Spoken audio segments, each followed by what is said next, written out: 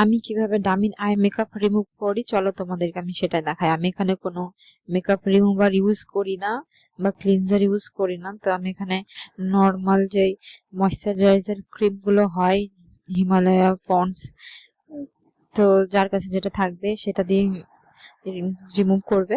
তো আমি এখানে আমার কাছে ছিল হিমালয়া, তো সেই ময়শ্চারাইজারটা দিয়ে আমি প্রথমে ডামির আই মেকআপ গুলো রিমুভ করছি। প্রথমে আমি অ্যাপ্লাই করব, তারপরে দেন সেটাকে রাব করব।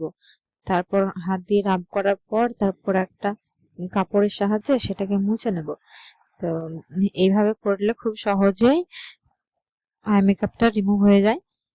তো তোমরাও চাইলে ট্রাই করে দেখতে পারো, কিংবা হাতের বদলে তোমরা ব্রাশ বা ওটাকে বলে তুলি, তোমরা যা খুশি বা টিস্যু পেপার এগুলো ইউজ করতে পারো। তো আমি এখানে হাতের সাহায্যে রাব করে তারপরে কাপড় দিয়ে মুছেছি, দেখো কত সুন্দরভাবে রিমুভ হয়ে গেছে।